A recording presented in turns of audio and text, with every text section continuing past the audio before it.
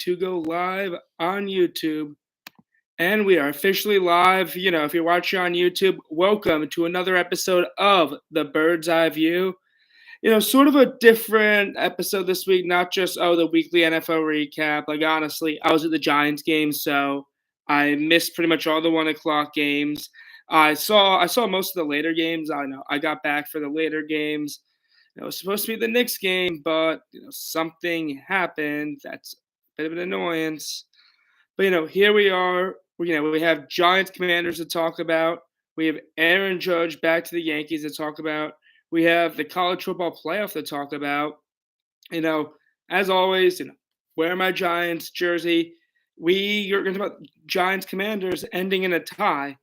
I mean, like a tie, a fucking tie. I don't even. What was the last time the Giants have tied? And everything I've listened to, everything I've read, I never heard a stat. When was the last time the Giants tied? I'm gonna look that up. The last time the Giants tied. Now it's telling me against the Commanders. Let's see. That game, first tie in 25 years. Or first tie since 1997. And yeah, I was like, have they even tied in my lifetime? Because that was definitely the first time since I've been a fan, since I've really started paying attention and watching football. And yeah, they ended up tying this game, a game that I go to. It was definitely shitty being there for the tie because I also had other things I had to stress about. Like, I was supposed to be fifth row behind the Giants sideline, courtside of the Knicks game that day, but got screwed over with tickets, and I was stressing about that. Ended up in the nosebleed, so it was definitely a little hard to see the game, which ended up sucking. And the tie sucked. Season's not over, obviously. We still are in a playoff spot as of now if the season were to end today. But that game was, I said that was the biggest game since 2012, Week 16 versus the Ravens, and that went a lot better than that 2012 game against the Ravens, where that game we lost 34-0 in 2012. And yeah, overall, that was annoying. We had to sort of get off the schneid after losing to the Lions, losing to the Cowboys. This was the game. You have 2 games in 3 weeks against the Commanders. A game against the team with the best record in football, sandwich in between. A team that always happens to have your number, by the way. So this game sort of felt like a must-win at home. You have to take it. And they ended up losing it. Or not losing it, tying it. You see, I'm saying lost. And, I gotta say, this was probably the first time this season I was frustrated with the coaching staff and the play calling.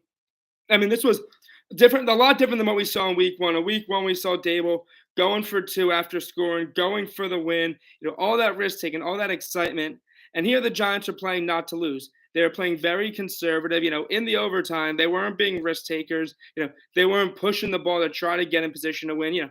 They were playing conservative. It's why they had to line up for such a deep field goal at the end of the game by Graham Gano. In the end, even the end of the first half. The end of the first half was also very, very sloppy. The play calling, where the Giants didn't use their first time out till there was well under a minute left in the game. Running the ball, despite being in Washington territory. And it was just very weird. So this was definitely the first time where I've had my issues and frustration with the Giants coaching staff and with the Giants play calling. It happens. It's, a first-year head coach thing. In the end, not turning on Dable or anything. But overall, I was definitely frustrated. A lot of frustration there. Part of it's the personnel. There was really conservative, and I get it. We're sending Richie James, we're sending Darius Slayton out there, we're sending Isaiah Hodgins out there as our receivers. The play calling is going to be conservative. But look, you saw last week against Dallas on Thanksgiving, they went out and they were passing the ball almost every play those first 2 drives, being aggressive, keeping that Dallas defense off balance, keeping them honest, and probably would have it worked on that first drive with the exception of that bullshit penalty that we got called for. But here, sort of got away from that, went back to their very predictable style. Look, it was nice. We thought the guys back, Bellinger, Neal, would be easier in the running game. Most of Saquon's rushing yards came on that last drive right before the half, where at first the Giants were trying to kill the clock, but in the end, they actually moved the ball well, got in the field goal range, nearly screwed themselves out of points in the first half. Be like whether it is like it doesn't seem like Daniel Jones, I don't know if he's gonna be back here next year. And a lot of it, not saying whether this isn't me saying he's not the guy, but I don't think the coaching staff believes he is the guy. That's based on they've been limiting his play calling. His play calling's been very limited this season, especially the last few weeks. And I know a lot of it's the personnel. The line's not great. Their receivers aren't great. I mean, in the end, these last few weeks have definitely proven to me that DJ is not the guy, and I think it's shown that the front office doesn't think that DJ is the guy. Now, there's a chance he's back next year because I really don't know what options are available. I don't love the QBs in this draft. I still think there's still holes on this roster. I mean, this is more of a discussion for later for the offseason on who's going to be the Giants QB. But it's definitely called to be my eye that it looks like Dable and Shane don't want him as their answer, and I'm perfectly okay with that. Like, I like Daniel; he's been better than I thought he was going to be, but he hasn't shown me anything to prove that he is the guy. He's our guy; he is not the guy, and I think that's very fair. And again, there are personnel issues: wide receiver, offensive line. Uh, there's a lot of holes in this Giants team. That just again, it's impressive enough that we're 7-4-1. But man, like another thing that too, why we're struggling, Saquon Barkley. He is running a lot more like the guy we saw in 2020. Excuse me, we saw in 2021, and even parts of 2019 before he ended up, going off at the end of the season. Right now, this isn't the same guy who we saw in the beginning of the year was explosive, was making guys miss in the open field, was being, a lot more patient with the ball, finding the holes, lowering his shoulder, not afraid to take the hit. I think he got injured slightly in the Texans game, or maybe it was the Seattle game or Jacksonville game. One of these games, he was a little shaken up for a second. I mean, maybe that injury is a little more serious than we thought. He was limited at practice today with a neck injury. But either way, a few weeks ago, I questioned if we should re-sign Saquon Barkley. And this is when Saquon was playing some really good football. At that point, it looked like you would have been an idiot to question the Giants to re-sign Saquon Barkley. And I did. I questioned it because I know the value of the running back position in the NFL. And I'll tell you what, Saquon the last couple of weeks has shown that, I was leaning 50-50 as it was. Probably a little more towards yes. I'd been no coming into this season. And now I'm probably back to I was leaning more towards no if we should re-sign Saquon Barkley. Just because, again, what team has given long-term money to a running back and had them work out in their favor? Saquon's a great player. He's a really talented running back. Look, we put that money towards him. That's money that's not going towards fixing the line for him.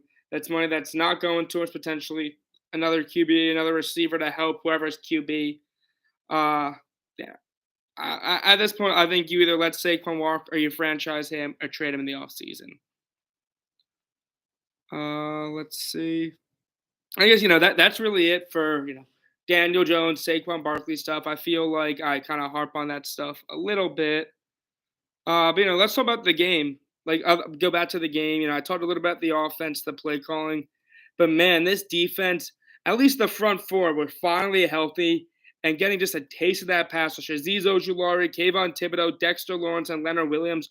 Oh man, was that pass rush fun and exciting to watch. It was probably the most healthy. That's probably the most exciting unit the Giants do have on their team, and it just hasn't been healthy all year. One guy comes back, another guy gets injured, but finally we had all four of those guys healthy. And what happened? The Giants had 5 sacks, which I don't even remember the last time this defense has had 5 sacks because they rarely get after the quarterback. But here we go. Like, they did that. And then, it wasn't just like, people lucked into 5 sacks. They dominated, they were dominating the line of scrimmage to really get after Heineke.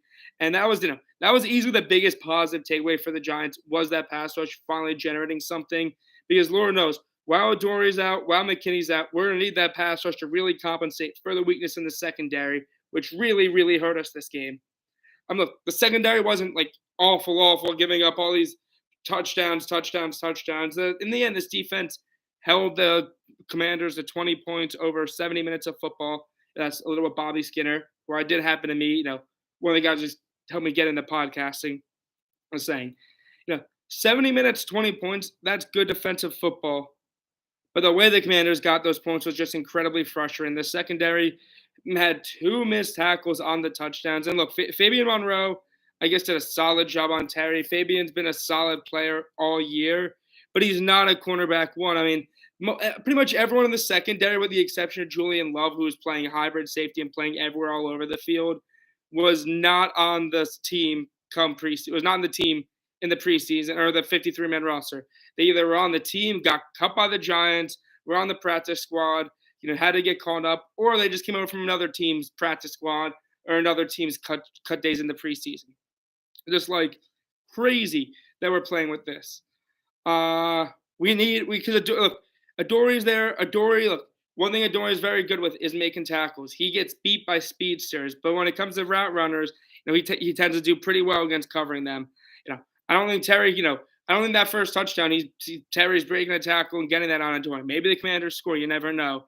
The second touchdown, I feel we have Adori there. Monroe's on Dotson. He doesn't get burnt, and maybe there's not that missed tackle. I don't know. McKinney probably doesn't let Dotson get by him. Who knows? Either way, not having him, not having Adori has been very frustrating for this defense. Man, I don't know. You look at the NFC. You can lock in Philly. You can lock in Dallas. You can lock in Minnesota. You can lock in somebody has to win the NFC South. You can probably lock in San Francisco, and that leaves the Giants, the Commanders, and Seattle for the last two spots. With those two teams playing each other, I probably think Seattle, especially the way that Geno Smith is playing, is in. And it likely means that the last spot's going to come down to Giants, Commanders. I really don't see another team in the NFC outside of those two teams that could get that last spot. And now they're playing Sunday Night Football, Week 15. That game got flexed in. This is the biggest regular season game we've had since the 2011 finale against Dallas. This game is as close as win or go home as it gets without officially being an elimination game. Because the winner of this game has to just win pretty much one more game, and they're in the playoffs. This is assuming that the Giants end up falling to 7-5-1 next week against Philly. But overall, that game against Washington in 2 weeks, huge. The biggest regular season game in 11 years. The biggest game since we beat Dallas in week 18 or week 17 of 2011 to go to the playoffs, but we went on to win the Super Bowl. And that's how big that game against the Commanders is in 2 weeks. If we beat the Eagles, okay, it's still big, but then it's it probably maybe loses some of that weight. But in the end, I'm still thinking that we're probably gonna beat Philly. I don't think Adore and McKinney are coming back this week. It doesn't really sound like they'll be back. I haven't heard anything. Other stuff, the late game execution, again, Dable was playing not to win, conservative, set up Graham Gano for a crappy 58-yard field goal, which he completely was short on, and that was extremely, extremely frustrating that he was short on that. Just, Gano feels like he's been so reliable, and he messes that up in the end. I thought, did it get blocked? Was it a bad snap? Nope, that was just on Gano, who has nearly been the perfect Giant, the best player on the team the last few years. Let's see. I'm trying to think what other Giants thoughts do I have before I move on. Late game execution, I said, which I didn't love. Oh, other stuff, just little things. John Feliciano, that taunting penalty. Look, I get he was probably flexing at Darius Slayton, but what he was doing was just dumb. You can't be doing that. Admit you fucked up, buddy, instead of, trying to make excuses. That was rough. That probably puts the Giants in field goal range. Said they get knocked, and said, they're not 15-yard back. Idiocy. Dumb from Feliciano. There were some stupid penalties this game, and honestly, Gates has looked better at center. Please put him over Feliciano. And the last thing is Odo. With the Giants, at least, is Odo Beckham Jr. With OBJ, he's, it seemed all these things he was going to Dallas. Now Dallas leaked his reports. I have mixed feelings about Odell. Now, I do not want him going to the Cowboys at all. I think him going to the Cowboys and being their 2, maybe even their 3 wide receiver is very, very dangerous for that offense. I think a lot of fans of the Giants, and I love Odell. I love him a lot, and I would welcome him back. But also a lot of Giants fans, I'm not gonna be heartbroken if he doesn't come here. Yes, it'll suck if he goes to Dallas, and I would rather him go anywhere but Dallas. Look, this is a receiver coming off 2 torn ACLs who's over 30 years old. I think a lot of Giants fans are expecting to get the same guy who's been here, who was the guy in his first stint here. Look, we're simply not we're not getting that guy if the Giants get Odell Beckham. He's just not going to be that guy anymore. Realistically, he's probably not a number one receiver at this point. He's probably better served being a number two receiver. But like regardless, if he comes to the Giants, like it's actually someone who's decent. He'll easily be the number one receiver on this team. And it'll be someone who will excite fans, bring energy to that locker room. I welcome him with open arms, Odell. I'd like to have him on the Giants, but I'm certainly not banging the table and like begging for him. Just I would not like him to go to Dallas because I just can't stand the Cowboys. As anyone who listens to this podcast knows, can't stand the Cowboys, can't stand the Eagles. That actually wants to bring me to something. Jimmy Garoppolo injured. Out to at least the divisional round, and realistically, I'm taking it that Jimmy Garoppolo is out for this season. And mid-season, I went with my prediction that Jimmy G and the Niners were going to win the NFC, not only win the NFC, but win the Super Bowl. That was my mid-season pick. Now the Jimmy G injury has thrown a wrench into things because look, the Eagles and the Cowboys are the two favorites in the NFC without a doubt. But over my dead body, am I picking either one of those two scumbag franchises to win the NFC? Especially Dallas, who chokes a lot, and Jalen, the most overrated quarterback in football, hurts. That leaves a few options. Do I trust Brock Purdy? Do I trust Kirk Cousins? My answer with those teams, I don't trust Brock Purdy as much as I love Kyle Shanahan, as much as I love this Niners team. I just don't trust a Mr. Irrelevant. I don't trust Kirk Cousins to get it done, and I don't trust that Minnesota defense, which is one of the worst pass defenses in the NFL, which means I am relying and I am putting all my faith in Tom Brady and the Bucs putting together another run. This is Tom Brady. Remember, he's taking the regular season off, and come postseason, Brady's going to turn it on. I'm back in on the Buccaneers, baby. Back on the Bucs winning the NFC. That was my preseason pick. They've gone away. They've looked horrible. But I am back on the Bucs. We are back all the way on the Bucs. I mean, who else is there in the NFC? Again, I'm not picking scumbag 1 and scumbag 2. The Vikings, I'm sorry, their pass defense is just atrocious. It's one of the worst pass defenses in the NFL. I think they've been winning close games, which helps. Kirk Cousins has looked good, but Kirk Cousins in the playoffs also. And I'm close to keeping the Niners as my pick. I am. I just have a lot of trouble picking a guy who's a Mr. Irrelevant rookie to win the NFC when no rookie's ever started even a Super Bowl game. I think that's it. I guess a couple other thoughts on football. So again, that was the NFC. I'm still keeping my Bills pick in the AFC. My Bucs Bills Super Bowl preseason pick. AFC, it feels that we already know the playoff picture. I mean, Bills, Dolphins look like they're locked. Chiefs look like a lock. Titans look like a lock. Bengals, Ravens. Although the Lamar injury does complicate things, the Ravens have been good enough to this point where it feels like the Bengals and Ravens are a lock. And that last spot is just a huge race where it feels like anyone can get it. The Jets, the Patriots, the Raiders who are alive and have a game against the Patriots coming up. The Chargers, all it takes for them is to win 1 or 2 games. Mike Williams is probably coming back soon. Cleveland, if they can win enough games under Watson. Pittsburgh's heating up. Literally the entire AFC is in the playoff race, honestly, and has a legitimate shot of making it. I'd say outside of Houston and outside of Indianapolis and Denver, everyone in the NFC and the AFC has a legitimate shot. Now I think it's going to go to the Jets. I think they'll hold on because of that great defense, in spite of Mike White, in spite of Zach Wilson. But the New York Jets are going to be in the playoffs, as are the New York Giants. Anyways, so I'm going to go through, give my game picks now. So last week was a pretty good week with my game picks, actually. We went 11-5. Now here we go. Week 13 picks. Oh, excuse me. Sorry, that was 2 weeks ago. Last week I went 10-4. That's my bad, guys. My bad. Anyways, so week 14 picks starting tonight. I have Vegas beating the Rams. Is who's starting? Wofford, Baker. I don't even know. The Rams are just a bad team right now, and the Raiders will be at 6-7. How about that? I know the Jets beat the Bills, and even though I just picked them to get that last playoff spot, I have the Bills beating the Jets again this time. I have the Bengals beating the Browns. I know the Browns have the Bengals number, but I just think Watson's still a little rusty. He looked rusty last week. Was lucky they got to play the Texans. Now I have the Bengals beating the Browns. Fixing what went wrong last time. They're playing some really good football right now. Dallas beating Houston. I mean, come on, Houston stinks. I have the Vikings beating Detroit. Probably yet another close game, but I definitely think Detroit, could contend, hang around Minnesota in this game. Titans beating the Jaguars, clinching the AFC, I believe, which will clinch them the AFC South. Philly beating the Giants, and look, I want to pick the Giants, but Philly always beats us, and they're just a much better team than us. This game could either get really ugly or be a game which the Giants keep close and lose in heartbreaking fashion.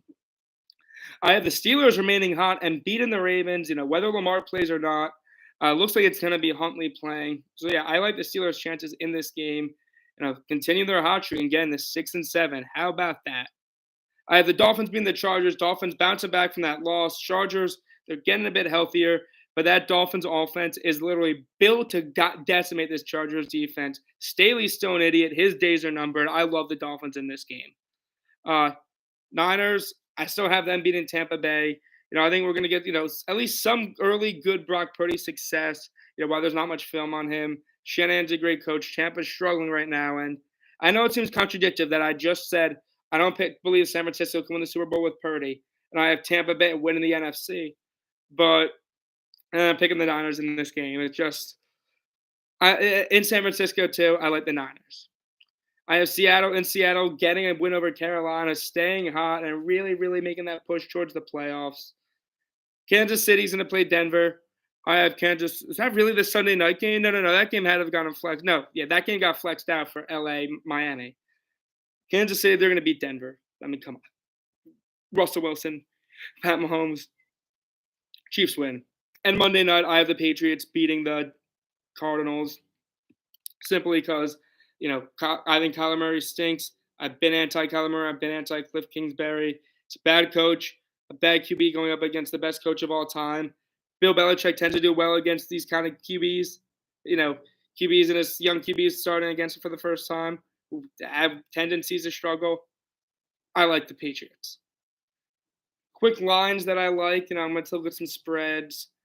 Wow, Lions are 1.5-point favorites against the Vikings.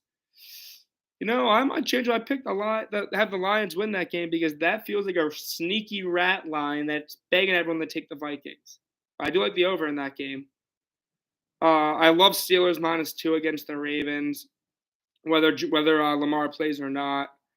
I do like the Bucks +3.5 against the Niners. I like that half point is a big difference.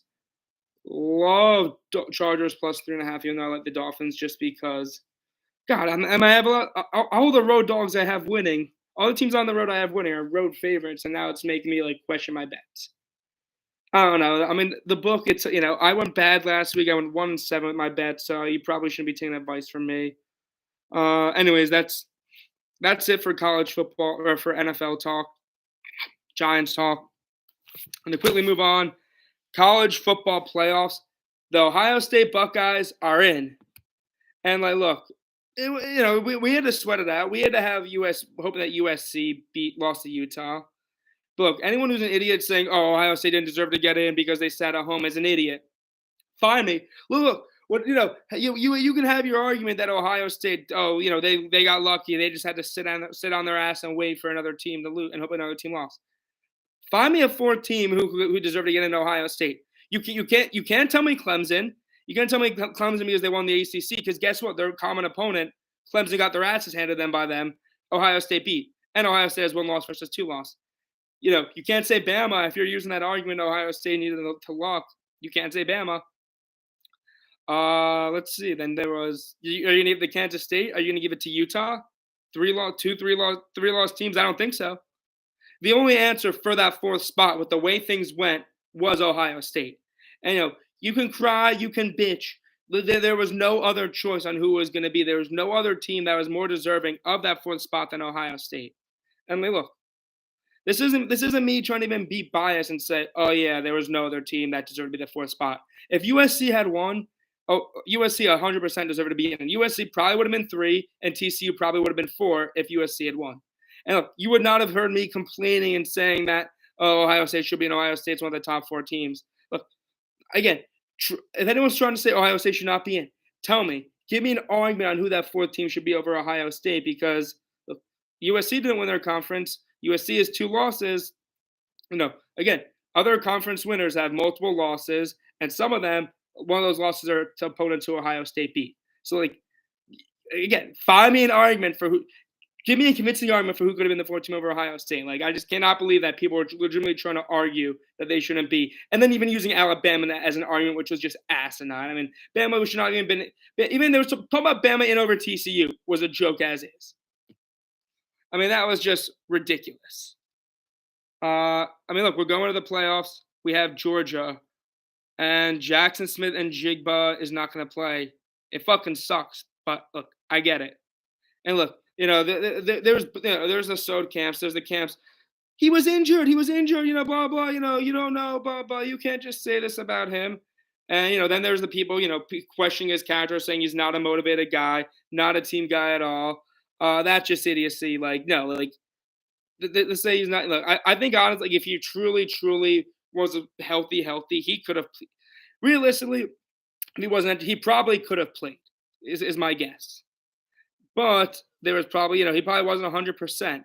And when you're training for the draft, for him, I guess the risk outweigh the reward. The risk of playing and re-aggravating the hamstring injury and causing something long term outweigh the reward of playing for a national championship. Now, I get that. You're protecting your future. Maybe if there was less re-injury, if there was not re-injury risk or a much less re-injury risk, I think there's a good chance he's playing. I believe he followed the advice of his doctors, and the advice of his doctors. Granted, they made that advice for his future. Like, it wasn't just, oh yeah, your hamstring won't heal by then. So I think it was a mix of his doctors. It was a mix looking out for the future. It sucks. I really wish he could have played. I mean, imagine what we could have done that receiving core. Marvin next to JSN, next to Egbuka. That would have been fucking scary and terrifying. But, like, we're not going to get that. We had it for a game, and we saw what it could do in one game. It sucks. Now, this game is a huge game for the legacy of Ryan Day. Ryan Day, who is, he's never lost back-to-back games at Ohio State. This is a massive game for his legacy. I mean, he's been Ohio State historically has done well as an underdog. You saw their run in 2014, 2018 against Michigan. They were an underdog, actually, believe it or not. And that was the 63-39 game. They beat Clemson as an underdog with Day. But look, the thing is with Urban, the thing is we haven't been underdogs much. In the few times we have, they've shown they can win.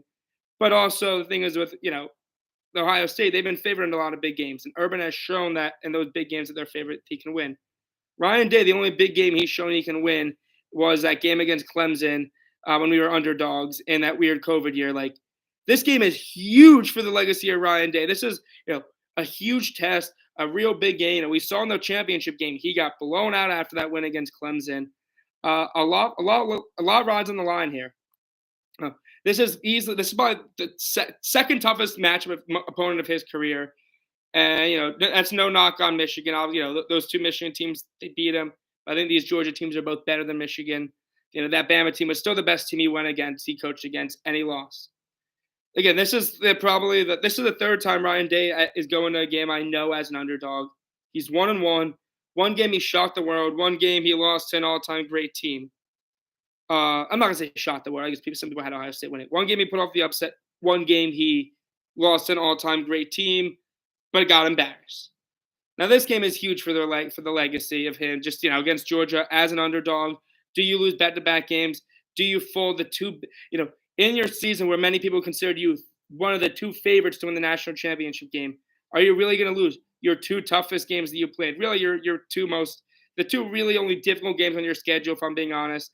Losing both of those, not a good look for the legacy of Ryan Day. Winning this, okay. Yeah, Day knows how to bounce back after a loss. Day could coach these guys up. Day knows how to get ready for a big game. That's what a win tells us. Okay, yeah, the last loss against Michigan sucked. And, you don't lose. You're not supposed to lose in Michigan at Ohio State as the Ohio State coach. But beating Georgia at least shows, okay, the loss to Michigan sucked, but this is still a tough team. This is still a physical team. And this is still a team that's a championship contender. Now, losing to Georgia, I know it sounds crazy saying, oh, beating Georgia and losing to Georgia while you're a playoff team says a lot for your coach, but it really does. Beating them really shows, okay, we can win these big games. We could get tough and physical with the best teams in the country. We're not just a product of an easy schedule and our recruiting being that much better than most of the Big Ten. You lose this game and it looks okay. Then it really becomes look, we have talent. We've had all this talent in the world, and yet we haven't been able to win any championships with them. Day has had a tendency for losing big games, championship games, twice against Michigan, Georgia in the playoffs.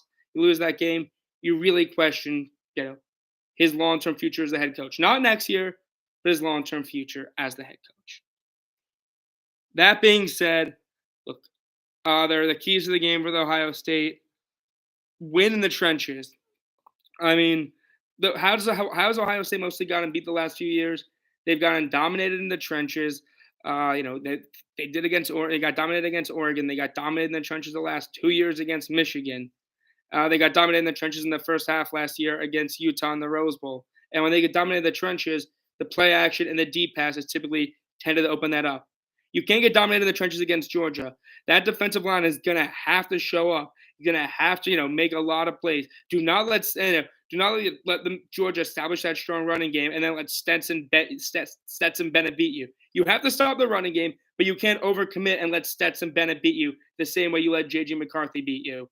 In the offensive line, you're going up against probably the best defensive line in the country, probably the best defensive lineman in the country in Jalen Carter. The O-line, which has struggled a lot in the past recent weeks, needs to have their best game of the season and look a lot more like the team that was really physical in week 1 against Notre Dame. If they have any chance of winning this game, it's going to start in the trenches on both sides of the ball. Look, we have the skill positions. Our skill positions are great. Marvin Egbuka, could make plays in that Georgia secondary. But if, Georgia's defense is getting pressure on Stroud's not great under pressure. He's not going to be able to get the ball in the spots he wants. He's going to struggle to make some of those throws. If we're getting dominated in the trenches and we can't establish a running game, we become a one-dimensional offense. We can establish the trenches on the defense. They can run the damn ball against us, which means we're going to have to overcommit, and Bennett can beat us. In the end, look, I want Ohio State to win. I think we can win. I think we will give Georgia a game. I think of all the teams that we definitely match up the best against Georgia. But without Jackson Smith-Njigba and with how good Georgia's defensive line is against our offensive line, which is probably one of the biggest weakest points on the offense, I got to pick the Bulldogs to win this game and go to the national championship game. And honestly, I have them repeating. I just have Georgia repeating. I just think, the second straight year their defense is that good. Their team is that good. They have everything around Stetson Bennett for him to succeed, even though it's a joke that he's a Heisman finalist. So, yeah, I have Georgia going and beating Ohio State. And look, I'm going to go with the upset here. I have TCU beating Michigan. Look, I mean, a lot of it, I think that could just be wishful thinking. That realistically probably is wishful thinking, but I don't know. I have a weird feeling that TCU is going to pull off the upset, that Max Duggan's going to show up and have the game of his life.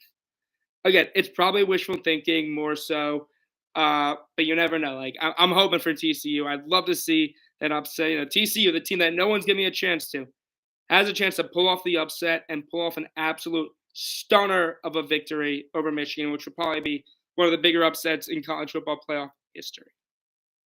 Now, I mentioned the Heisman. I want Stroud to win it. It's not going to be him. It's going to be Caleb Williams. I mean, come on. Last thing I'm going to touch on. Thank God Aaron Judge is back in New York and signed with the Yankees. Although I'm not going to lie, it's a big-ass contract. $40 million a year for 9 years. Look, it's huge money, but it's worth it. You're locking up a top 5 player in the league. He's likely to be named the captain of the Yankees.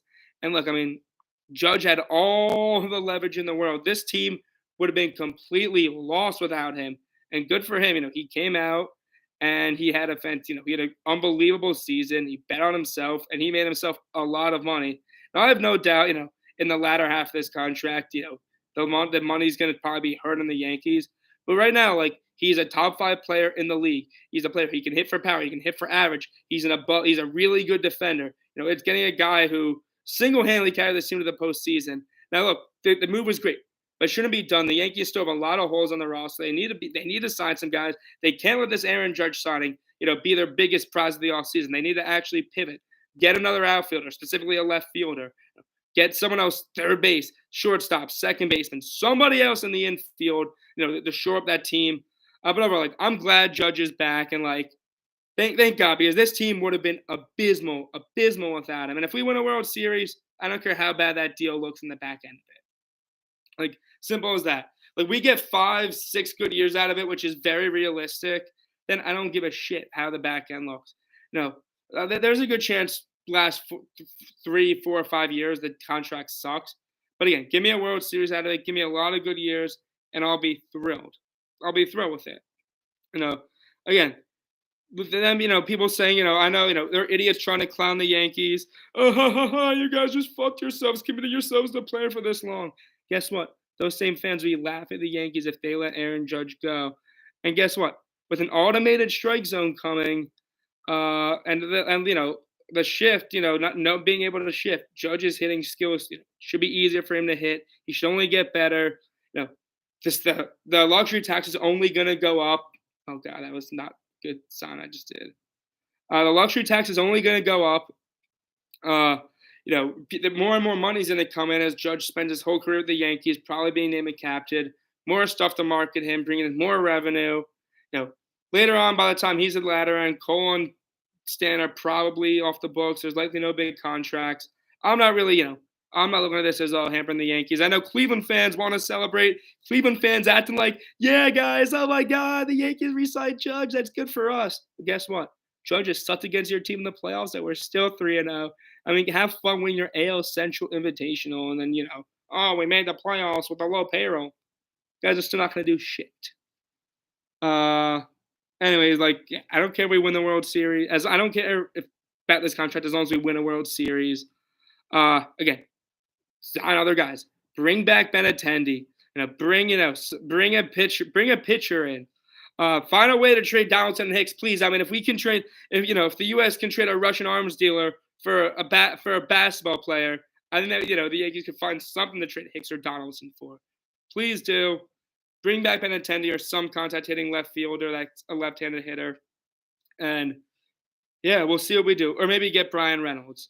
Overall, there's still a lot of offseason left. I'm excited to see what this team looks like. And I'm really excited to have Aaron Judge back. That's it for the episode, guys. Again, I want to thank everybody who supported the podcast thus far. Go follow Jay Bird's Eye View on Twitter for all my latest live reactions to news, to games. Go follow the Bird's Eye View podcast on Instagram for all my latest episode releases. Thank you, everybody, and have a great rest of your day.